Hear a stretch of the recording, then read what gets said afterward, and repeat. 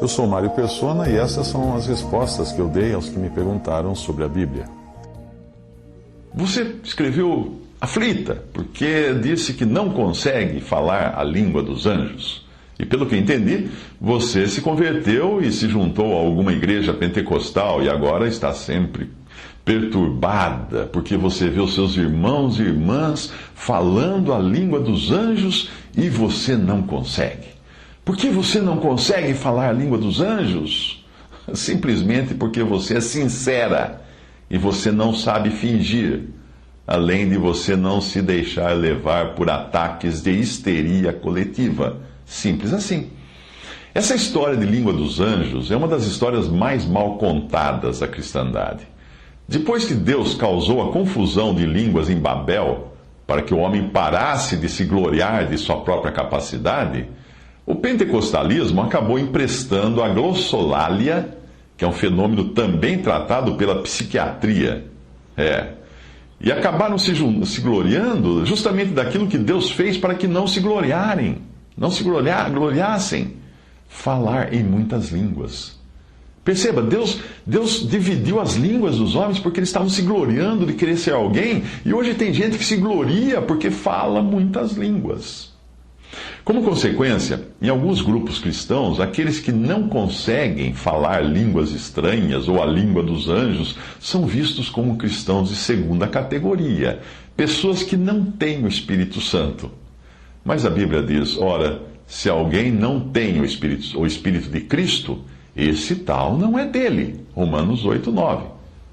Portanto, ou a pessoa tem o Espírito Santo e ela é crente, ou ela não tem Espírito Santo, ela nunca creu em Cristo, então. Mas, felizmente, quando você crê em Cristo, você é selada com o Espírito Santo da promessa. Esse é o penhor da nossa herança, a garantia da herança do crente.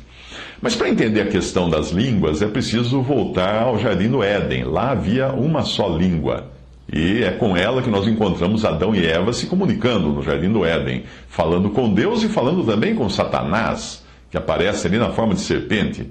Deus e Satanás também se comunicavam com Adão e Eva, de um modo que eles se entendiam. Portanto, não havia no Jardim do Éden necessidade de intérpretes. Depois de Babel, da Torre de Babel, as pessoas precisariam aprender diferentes idiomas se quisessem se comunicar entre si. Mas mesmo assim, o homem continuou se comunicando com Deus sem precisar de intérpretes. E Deus e os anjos continuaram falando com os homens em diversas ocasiões sem precisarem de tradução simultânea. Ou seja, as diferentes línguas na Terra são problema apenas para quem vive no mundo material e não no espiritual. Porque o nosso espírito se comunica com o Espírito de Deus, se comunica com Deus, através do Espírito Santo que habita em nós hoje. Nós não precisamos saber uma língua diferente para nos comunicarmos com Deus. Ainda que falemos com gemidos inexprimíveis, o Espírito Santo leva isso como uma comunicação muito clara aos ouvidos do Pai. Os idiomas naturais desse mundo são problema de comunicação entre homens. Não são um problema de comunicação entre o homem e Deus ou entre os anjos, não. No dia de Pentecostes, Deus inverteu aquilo que ele tinha feito em Babel, para mostrar que agora ele queria novamente que o seu povo pudesse se entender. Os discípulos cheios do Espírito Santo falaram em diferentes idiomas e judeus de várias nações os escutaram falar cada um no seu próprio idioma ou na sua própria língua. Apesar de ter sido algo miraculoso, obviamente não existe ali qualquer menção de um idioma angelical. Porque fica claro tratar-se de línguas humanas, e existe até uma lista das regiões ou países de onde tinham vindo esses judeus que estavam ali e onde esses idiomas eram falados. Você lê em Atos 2, você vê a lista de povos que estavam ali. De onde então o pentecostalismo tirou essa ideia de que alguém poderia falar a língua dos anjos?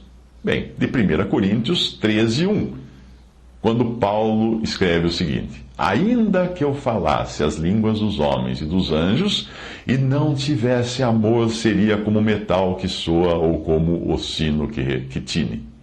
O problema é que Paulo não está absolutamente, de maneira nenhuma, dizendo ser capaz de falar a língua dos anjos.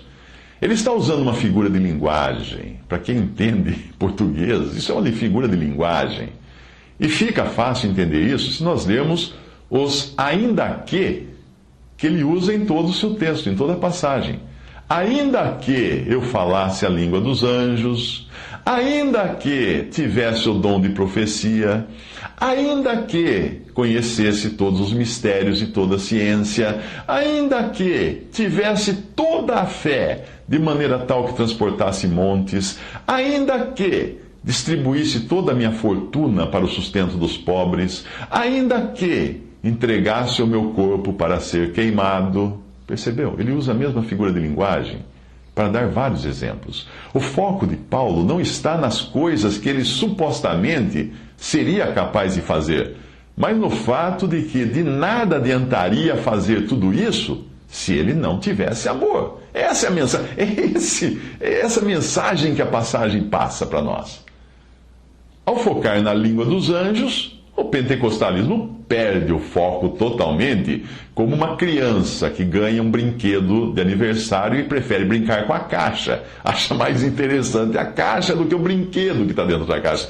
Se nós adotarmos o mesmo princípio usado pelo pentecostalismo para a interpretação do texto, nós seríamos obrigados a admitir que Paulo era um super-herói.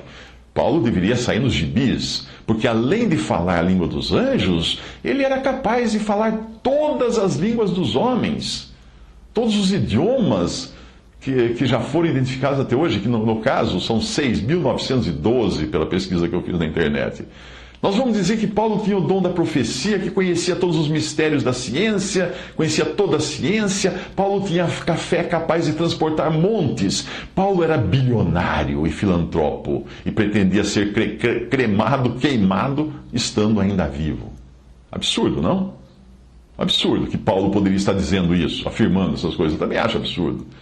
Mas alguém poderá correr e apontar outra passagem. Ah, mas eu tenho 1 Coríntios 14, 2. Porque o que fala em língua desconhecida não fala aos homens, senão a Deus, porque ninguém o entende, e em espírito fala mistérios. Bem, aqui não diz nada de língua dos anjos, mas diz de um idioma estrangeiro e desconhecido para os presentes ali naquela reunião.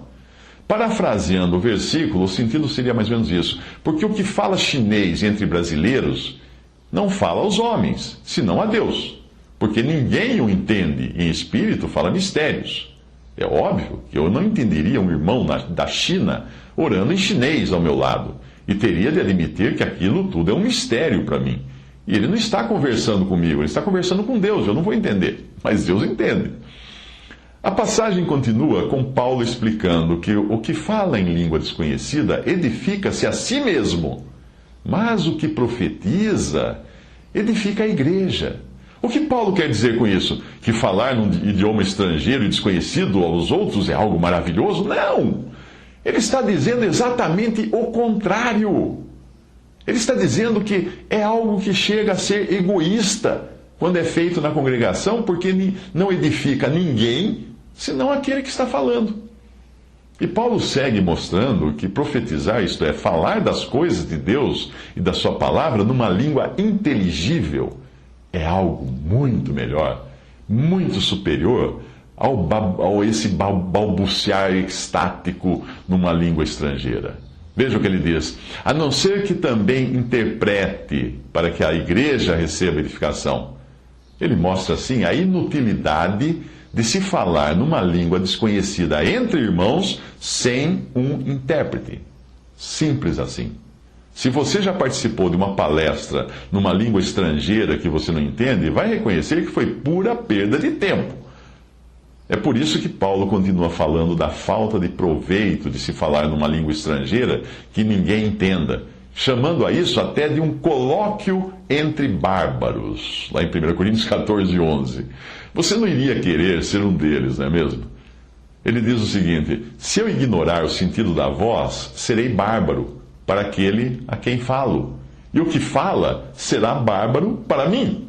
Bárbaro aí tem o sentido de estrangeiro, não exatamente de selvagem, de estrangeiro. Se eu falar uma coisa que o outro não entende, eu vou ser um estrangeiro para ele, e ele vai ser um estrangeiro para mim. E Paulo termina com um golpe de misericórdia na questão, para deixar muito claro a bobagem daqueles que se gloriam em falar numa língua que ninguém entende. Paulo diz assim: eu dou graças ao meu Deus porque falo mais línguas do que vós todos. Sim, claro, Paulo era poliglota, porque estudou muitas línguas. E ele continua: todavia eu antes quero falar na igreja 5 palavras na minha própria inteligência, para que possa também instruir os outros, do que 10.000 palavras em língua desconhecida. Irmãos, Paulo termina, não sejais meninos no entendimento. 1 Coríntios 14, 18 a 20.